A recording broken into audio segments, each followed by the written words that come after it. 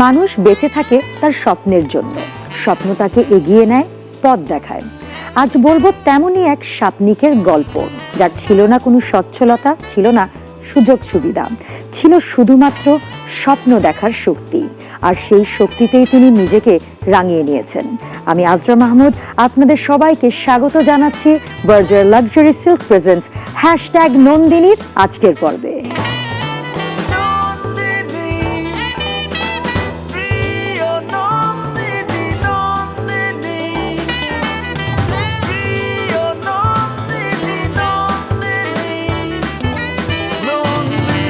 আমাদের আজকের নন্দিনী তেমনই একজন নারী, যিনি শুধুমাত্র তার স্বপ্নের রঙে, নিজের যোগ্যতায় চাকরি ছেড়ে ফিরে গেছেন পড়ালেখায়। আমন্ত্রণ জানাচ্ছি আমাদের আজকের নন্দিনী মারুফা খাতুনকে। কেমন আছো? ভালো। আপনি কেমন? ভালো। বসো। Thank you. মারুফা কোথাকার মেয়ে? আমার থানা গোবিন্দগঞ্জ, জেলা গাইবান্ধা। বাড়িতে কে কে আছে? আমার মা আছে, দুটো ভাই আছে আর একটা বোন আছে। বাবা? বাবা নেই। বাবার সাথে সম্পর্ক কেমন ছিল? আমার বাবা ছিল না, আমার বেস্ট ফ্রেন্ড ছিল। আমার বাবাই ছিল একমাত্র আমার উৎসাহ দেওয়ার মতো একজন ভালো বন্ধু। আমার বাবা চাইতেন যে আমি অনেক ভালো কিছু হব, একদিন অনেক বড় কিছু হব। ওনার সব কিছু ছিলাম আমি, অ্যান্ড আমার কাছে উনি সব কিছু ছিল। তোমার স্বপ্নটা কি সেটা জানতে চাই। হায়ার এডুকেশন কমপ্লিট করব, অ্যান্ড ছোটবেলা থেকে একটু আমার শখ আছে মিডিয়াতে কাজ করা। কি নিয়ে পড়তে চাও? আমি তো গার্মেন্টস থেকে এশিয়ান ইউনিভার্সিটিতে গেছি। তো ওখানে আমরা তো নর্মাল স্কুল থেকে যাই, বাংলা মিডিয়াম। ওখানে তো 18 কান্ট্রি নিয়ে স্টাডি করে। আচ্ছা। ওখানে A to Z ইংলিশ।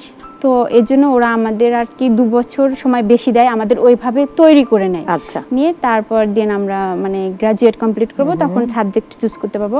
তো আমার ফেভারিট সাবজেক্ট পাবলিক হেলথ। আমি পাবলিক হেলথ নিয়ে স্টাডি করতে চাই। আচ্ছা, পাবলিক হেলথ কেন? আমি জনগণের সেবা করতে চাই। অ্যাকচুয়ালি আমার মারুফা, ভালো লাগছে কি জানো, তোমার স্বপ্নটা অনেক বড় এবং অনেক দিকে ছড়ানো।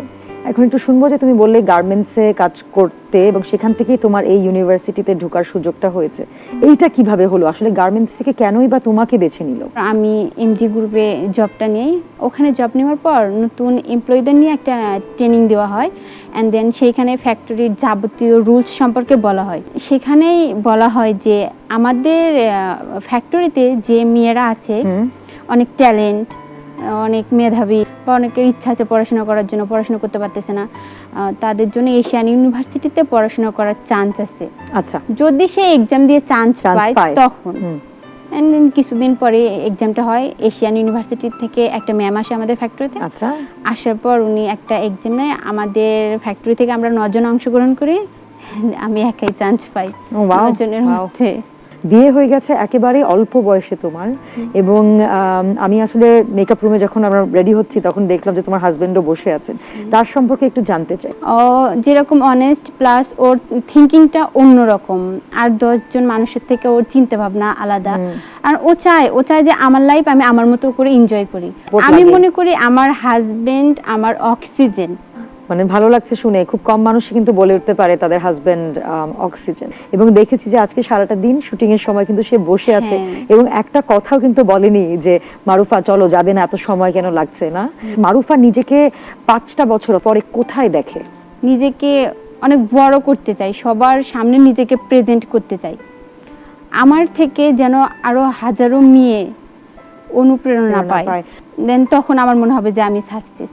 মারুফা, একটা জিনিস জানতে চাই যে এমন কোনো কথা কানে বাজে যে কথাটা খুব খারাপ করে তোমাকে কেউ বলেছিল এবং সেটা শুনে তখন হয়তো বা কোনো উত্তর দিতে পারোনি, কিন্তু এখন পারলে এই জায়গায় দাঁড়িয়ে তুমি বলে দিবে তাকে, এমন কোনো কথা কি কানে বাজে? অনেকে এরকম বলতো যে সেরা খেতে শুয়ে লাখ টাকার স্বপ্ন দেখে। এরকম আরো অনেক কথা আছে যেগুলো এখনো আমার কানে বাজে। আমি চাই তাদেরকে দেখিয়ে দিতে। আমাদের সমাজে আমি মনে করি কি যে গরিবদের না স্বপ্ন দেখতে নেই। গরিবরা কেন স্বপ্ন দেখবে? শুধু বড় লোকেরা স্বপ্ন দেখবে, যাদের টাকা আছে তারা স্বপ্ন দেখবে। এই কথাটা তোমার কেন মনে হলো? কারণ আমাদের সমাজে কিছু কিছু লোকজন আছে যাদের ভাবনাটাই এরকম। তাদের কথাতে আমার ইচ্ছা শক্তিটা আরো বেশি বৃদ্ধি পেয়েছে। হ্যাঁ, সেটাই বলছিলাম। তুমি আরো দূর এগিয়ে যাবে সেই আশা কিন্তু আমাদের রাখতেই হবে এবং তোমার নিজেরও সেই কনফিডেন্স থাকতে হবে। ইয়েস। নারীদের অবদান আড়ালেই রয়ে যায়। কিছু নারীদের গল্প শিরোনামে আসলেও বাকিদের গল্পগুলো চার দেয়ালের মাঝে বদ্ধ রয়ে যায়। এ সপ্তাহে নারীদের সফলতার গল্প নিয়ে এবারে থাকছে নন্দিনীদের খবর। আপনারা দেখছেন Berger luxury silk presents #Nandini. এরপর নিব ছোট্ট একটি বিরতি থেকে ফিরেই থাকছে একটি নতুন চমক, আমাদের বিশেষ অতিথি। বহু বছর ধরে কোলে করেই ছেলেকে স্কুল কলেজের গণ্ডি পার করিয়েছেন। গত 21 সেপ্টেম্বর সীমা রানী তার শারীরিক প্রতিবন্ধী ছেলেকে কোলে করে পরীক্ষার হলে নিয়ে যান। এমনই একটি ছবি সামাজিক যোগাযোগ মাধ্যমে ব্যাপক সাড়া ফেলে। পরবর্তীতে গণমাধ্যমও ফলাও করে সেই খবর প্রকাশ করে। গত 19 নভেম্বর বিবিসির করা 100 অনুপ্রেরণাদায়ী আর প্রভাবশালী নারীর তালিকায় জায়গা করে নিয়েছে বাংলাদেশের সীমা রানী সরকার। বিশ্বের 60টি দেশের 15 থেকে 94 বছর বয়সী নারীদের নিয়েই তালিকাটি তৈরি করা হয়েছে। পোশাক কারখানায় কর্মরত নারী শ্রমিকদের সুষম খাবার, সুপেয় পানি আর পরিচ্ছন্ন পরিবেশ নিশ্চিত করতেই চট্টগ্রামের 15টি কারখানায় শুরু হচ্ছে স্বপ্ন প্রকল্প। 2017 সালে ঢাকার গাজীপুরের মোট 4টি কারখানায় পাইলট প্রকল্প সফল হয়। চট্টগ্রামে প্রাথমিকভাবে এই প্রকল্প চালু করতে যাচ্ছে সুইজারল্যান্ড ভিত্তিক বেসরকারি সংস্থা গেইন। তুরস্কে নতুন আলোচনার জন্ম দিয়েছেন রূপান্তরিত নারী আইনজীবী ইফরুজ কায়া। তুরস্কে প্রথমবারের মতো কোনো রূপান্তরিত নারী বা ট্রান্সজেন্ডার আইনজীবী হয়েছেন। সাধারণত দেখা যায় তৃতীয় লিঙ্গের মানুষেরা হয়তো পরিচয় গোপন করে রাখে, নয়তো পড়াশোনা বন্ধ করে দেয়। সেই সাথে থাকে নানা ধরনের সামাজিক চাপ। তৃতীয় লিঙ্গের মানুষ হিসেবে ইফরুজ কায়াকেও একই পরিস্থিতির শিকার হতে হয়েছে। কিন্তু আজ ইফরুজ কায়া দেখিয়ে দিলেন তৃতীয় লিঙ্গ আলাদা কেউ নন। সৌদি নারীরা কালো রঙের আপাদমস্তক ঢাকা বিশেষ পোশাক আবায়ার বিরুদ্ধে একটি ব্যতিক্রমী প্রতিবাদ করছে। সামাজিক যোগাযোগ মাধ্যমে পোস্ট করা ছবিতে দেখা যায় নারীরা ভিন্ন রঙের আবায়া পরে প্রতিবাদ করছেন। ইনসাইড আউট আবায়া এবং force to wire it hashtag দিয়ে বেশ কয়েকজন সৌদি নারী আবায়া পরা ছবি পোস্ট এবং শেয়ার দিচ্ছেন। এটি দেশটির নারীদের পোশাকের উপর কঠোর বিধিনিষেধের বিরুদ্ধে একটি ব্যতিক্রমধর্মী প্রতিবাদ। আবারও স্বাগত বার্জার লাক্সারি সিল্ক প্রেজেন্টস #নন্দিনীতে। আপনাদের সাথে আছি আমি আজরা মাহমুদ। ব্রেকে যাওয়ার আগে বলছিলাম বিশেষ অতিথির কথা। দুবাংলার জনপ্রিয় অভিনেতা ফেরদৌস 1997 সালে প্রথম ক্যামেরার সামনে আসলেও 1998 সালে হঠাৎ বৃষ্টির মাধ্যমে জনপ্রিয়তা অর্জন করেন। চলচ্চিত্রে আসার আগে ফেরদৌস ছিলেন একজন র্যাম্প মডেল এবং সেই কাজে আসা হয় ফ্যাশন ডিজাইনার বিবি রাসেলের হাত ধরে। আমন্ত্রণ জানাচ্ছি আমাদের আজকের বিশেষ অতিথি চিত্রনায়ক ফেরদৌসকে। হ্যালো, কেমন আছো? কেমন আছেন আপনি? Very good, very good. বসুন Ferdous. Thank you, thank you. Marufa, কেমন লাগছে নিজের পছন্দের নায়ককে সামনে পেয়ে?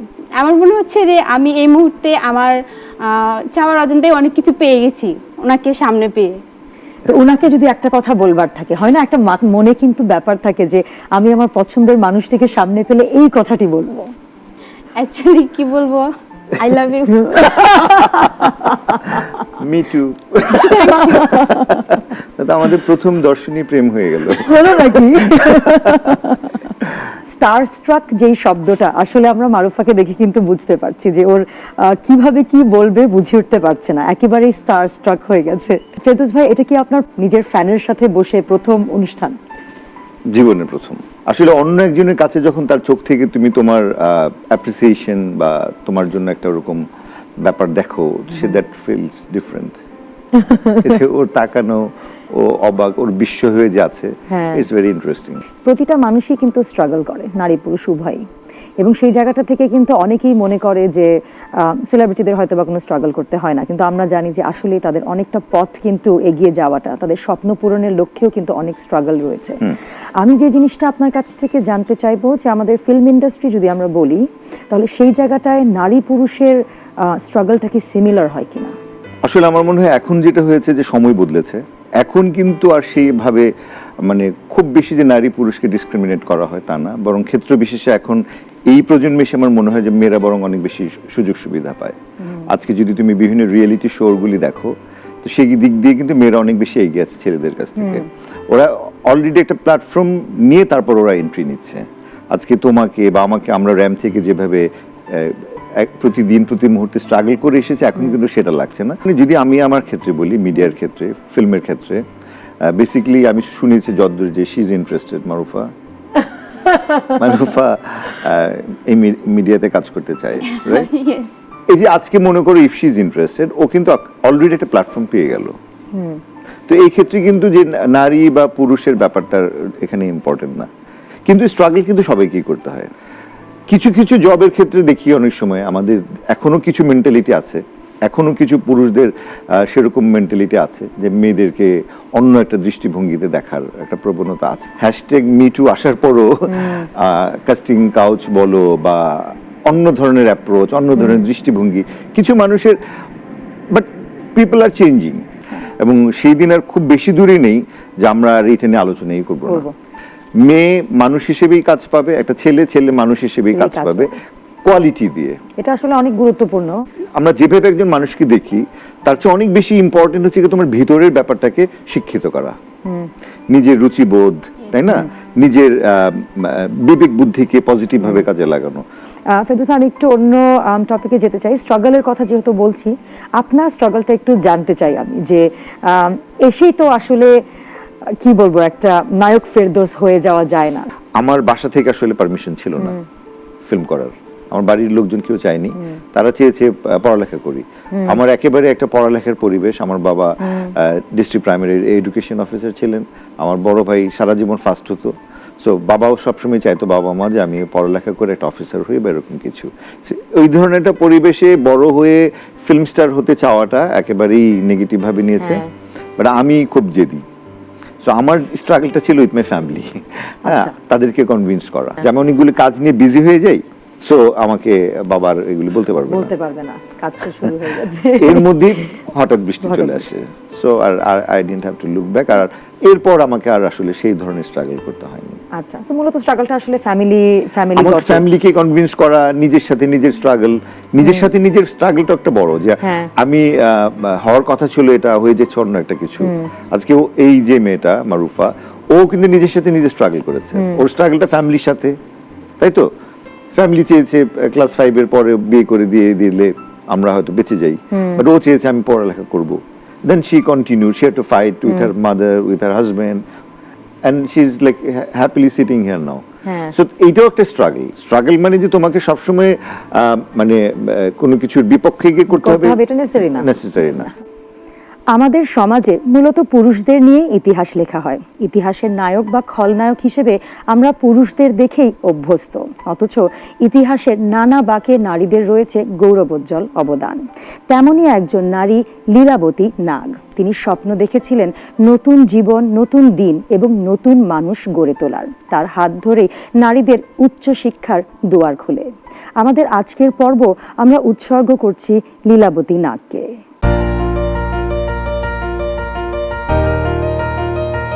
লীলা নাগ, জন্ম 1900 সাল, ঢাকা বিশ্ববিদ্যালয়ের প্রথম ছাত্রী, প্রথম MA ডিগ্রিধারী। 1905 সালে আসামে লীলার শিক্ষাজীবন শুরু। বেথুন কলেজ থেকে বিএ পরীক্ষায় প্রথম হন। 1921 সালে ঢাকা বিশ্ববিদ্যালয়ে সহশিক্ষার অনুমতি ছিল না। লীলা তার প্রতিবাদ জানিয়ে সহশিক্ষার অনুমোদন পান। ইংরেজি বিভাগে MA পড়া শুরু করেন তিনি। ছোটবেলা থেকেই তিনি ছিলেন দক্ষ সংগঠক। তিনি ছবি আঁকতেন, গান গাইতেন আর সেতারও বাজাতেন। লীলা নাগ ব্রিটিশ বিরোধী আন্দোলনের সৈনিক ছিলেন, নেতাজি সুভাষচন্দ্র বসুর সহকারী। নারী মুক্তির জন্য গড়ে তুলেছিলেন দীপালি সংঘ, প্রকাশ করেন নারীদের পত্রিকা জয়শ্রী, প্রতিষ্ঠা করেন আরমানিটোলা বালিকা বিদ্যালয়, কামরুন্নেসা গার্লস হাই স্কুল এবং শেরে বাংলা বালিকা মহাবিদ্যালয়। 1970 সালে কলকাতায় শেষ নিঃশ্বাস ত্যাগ করেন লীলা নাগ। প্রিয় দর্শক, আপনারা দেখছেন বার্জার লাক্সারি সিল্ক নিবেদিত #নন্দিনী। নিচ্ছি ছোট্ট একটি বিরতি। ফেরদৌস ভাই আমাদের সাথে উপস্থিত আছে আমাদের আজকের নন্দিনী মারুফা, তার গল্পই আমরা শুনছিলাম। তবে আমাদের নন্দিনীর টিম তার জন্য তৈরি করেছে একটি অডিও ভিজুয়াল, যেখানে আমরা তার সম্পর্কে আরেকটু বেশি জানবো।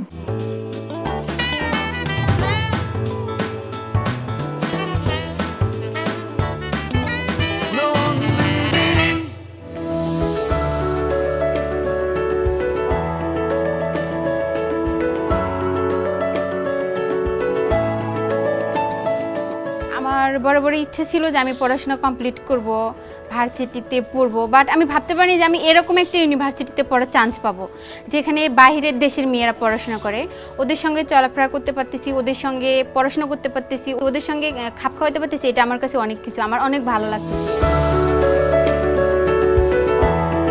আমি চাই যেন আমি নিজেকে ওদের মতো করেই গড়ে তুলতে পারি। আমার লাইফে আমি যে প্রবলেমগুলো ফেস করছি, যেমন আমি বাল্যবিবাহ এড়িয়ে আসছি, আমায় বিয়ে দেওয়ার জন্য অনেক জোর করা হয়েছে, অ্যান্ড সমাজের লোকেরা অনেক কথা বলছে, মেয়ে মানুষ পড়াশোনা করে কি হবে, মেয়ে মানুষ ঘরে থাকার জিনিস, ওকে বিয়ে দিয়ে দাও, পড়াশোনা করতে হবে না। আমি এইগুলোর সঙ্গে লড়াই করে আমি এ পর্যন্ত আসছি। তো আমি মনে করি আমার হাজব্যান্ড অ্যান্ড আমার মা আছে, ও আমার ভাই বোন আছে, ওরা যদি আমায় সাপোর্ট না করতো তাহলে আমি পড়াশোনা করতে পারতাম না। আমার পড়াশোনার ক্ষেত্রে আমি অনেক বাধা অতিক্রম করে এ পর্যন্ত আসছি। আমি চাই না যে আমার মেয়ে ফিউচারে এই বাধাগুলো ফেস করুক।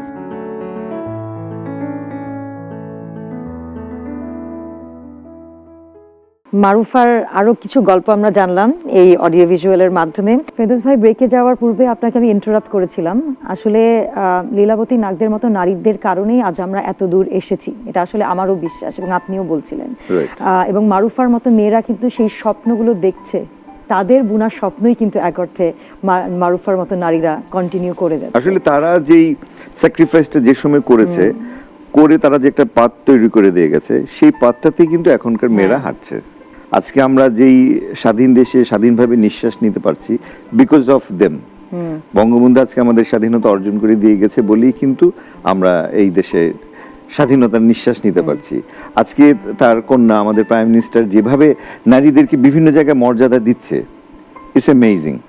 কারণ বাংলাদেশে এখন প্রচুর পুলিশের বড় র্যাঙ্কে নারী আছে, এসপি ডিসি থেকে শুরু করে সব জায়গায় কিন্তু নারী। ইনফ্যাক্ট আর্মিদের মধ্যে অনেক বড় পোস্টে মোস্ট প্রবাবলি মেজর জেনারেলও হয়েছে একজন নারী। তো এইভাবে কিন্তু আমাদের দেশে এখন প্রচুরভাবে মানে ভীষণভাবে মূল্যায়ন করা হচ্ছে নারীদেরকে, যে মেয়েরা এটা পারবে না, মেয়েরা ঘরে আটকা থাকবে, এসব নেই। মারুফাকে আটকে রেখেছিল, সেখান থেকে সে ভেঙে এসে সে একটা এক্সাম্পল বাকি মেয়েদের জন্য, যে মেয়েরা ঘরে বসে আছে, যাদেরকে বাবা মা জোর করে বিয়ে দিতে পারছে, তাদের কাছে Marufa will be an example. অবশ্যই, এবং সে কারণেই আজ মারুফা আমাদের নন্দিনী। খুব দারুণ অ্যাডভাইস কিন্তু তোমাকে দেয়া হয়েছে, অলদো তুমি সেই অ্যাডভাইসের পথেই চলছো। আমাদের যদি দর্শককে কিছু বলার থাকে তোমার, যে কোনো মনের ভিতরে কোনো কষ্ট, অথবা তোমার মতো অন্য নারীদের যদি কোনো অ্যাডভাইস দেওয়ার থাকে। আমি যেটা করতে চাই এটা আমার নিজের, লাইফটা আমার নিজের, ডিসিশনটাও আমার নিজের। আমি এটা করতে চাই, এটা ভেবে আমি বসে থাকলে চলবে না, আমাকে সেই লক্ষ্যে অগ্রসর হতে হবে। সমাজের লোকজন এরা শুধু বাজে কমেন্টস করতে জানে, এরা আমাদের হেল্প করতে জানে না। সমাজের অনেকেই অনেক কথা বলবে, আবার অনেকেই কিন্তু তোমাকে সাপোর্ট করবে, সেটা তুমি তোমার বাবা মার ক্ষেত্রেও দেখেছো, এবং সেভাবেই কিন্তু আসলে এগিয়ে যাওয়া। ফেরদৌস ভাই, কোনো অ্যাডভাইস যদি থাকে দর্শকদের জন্য? না, আজকে তো আমি মারুফার কাছ থেকে শিখছি। ওর এই কথাটা যেমন আমার খুব মনে ধরলো, যে জীবনটা আমার কিভাবে যাপন করব সেই সিদ্ধান্তটা আমি নিব। তো সেই জন্য কি হতে হবে? সেজন্য মারুফার মতো কনফিডেন্ট হতে হবে, সেজন্য শিক্ষিত হতে হবে, সেজন্য সমাজে অনেক বাধা বিঘ্নের সঙ্গে ফাইট করে সামনের দিকে এগিয়ে যেতে হবে। তবে আর নারীকে নারী হিসেবে দেখা হবে না, নারী মানুষ হিসেবে দেখবো আমরা। তখন আর ইকুয়ালিটির প্রশ্ন আসবে না, তখন এগিয়ে যাওয়ার প্রশ্ন আসবে। তখন স্বল্পোন্নত দেশ থেকে আমরা মধ্যমায়ের দেশে পরিণত হয়েছি, আমরা উন্নতির দিকে এগিয়ে যাব একসাথে হয়ে। আজকে আমি একা যদি হাঁটি, আমি অনেক বেশি শক্তিশালী হব না। আমার পাশে যদি যখন নারীরাও আমার মতো শক্তিশালী হয়ে হাত ধরবে, তখন আমরা প্রচণ্ড শক্তিতে সামনের দিকে দৃঢ়তার সাথে এগিয়ে যাব। আমার এক কাপ চা সিনেমাটা ডায়লগ ছিল, এটা বোধহয় ওর ভালো লাগবে। ডায়লগটা হচ্ছে এরকম: নিজের যা লক্ষ্য সেদিকে দৃঢ় চিত্তে এগিয়ে যাও, জয় হবেই। সো আমরা জয়ের পথে হাঁটছি, মারুফা জয়ের পথে আমাদেরকে হাঁটা দেখাচ্ছে। মারুফাকে দেখে অনগ্রসর যে মেয়েরা এখন পর্যন্ত গ্রামে আছে, those who are still suffering, তারা সামনের দিকে এগিয়ে যাওয়ার সাহস পাবে। Congratulation Marufa, thank you. তুমি যে নন্দিনী হয়েছো সে যোগ্যতা তোমার শতভাগ আছে, এবং তুমি তোমার নেক্সট জেনারেশনকে আরো এরকম অগ্রসর হয়ে যাওয়ার জন্য সাহস জুগিয়ে যাবে। ফেরদৌস ভাই, আপনাকেও অসংখ্য ধন্যবাদ। অনেক ভালো অ্যাডভাইস আপনি দিয়েছেন আজকে মারুফাকে, অনেকগুলো ভালো অ্যাডভাইস দিয়েছেন যেটা মারুফার সামনে এগিয়ে যাওয়ার পথে অনেক উপকার করবে। আমরা অলমোস্ট আমাদের প্রোগ্রামের এন্ডে দর্শকদের কাছ থেকে একটু বিদায় নিয়ে নিচ্ছি আমি। এমন হাজারো নারী আমাদের এগিয়ে নিয়ে যাচ্ছেন, পথ দেখাচ্ছেন। মারুফার মতো নারীরাই সমাজের সকল বাধা পেরিয়ে হয়ে উঠছেন নন্দিনী। আমাদের আজকের নন্দিনী আপনাদের কেমন লাগলো তা জানাতে লগ ইন করুন www.facebook.com/#নন্দিনীতে। আপনাদের আশেপাশের নন্দিনীদের খবর আমাদের জানান। আজ আপনাদের কাছ থেকে বিদায় নিচ্ছি। আগামী সপ্তাহে আমি আজরা মাহমুদ আবারও হাজির হয়ে যাব আপনাদের favourite show Berger luxury silk presents #নন্দিনীর আগামী পর্বে নতুন এক নন্দিনীদের নিয়ে। আমাদের স্মৃতির আঙ্গিনায় বিশেষ অতিথি এবং নন্দিনীর স্মৃতির স্বাক্ষর রেখে বিদায় নিচ্ছি। ফেরদৌস ভাই, আমাদের স্মৃতির আঙ্গিনা আছে একটা, দেখতেই পাচ্ছেন। সেখানে আপনাদের আজকের কোনো একটা এক্সপিরিয়েন্স অথবা কোনো একটা থট শেয়ার করে যাওয়ার জন্য অনুরোধ করব। হ্যাঁ, শিওর। তুমি হারনি পথ ছাড়নি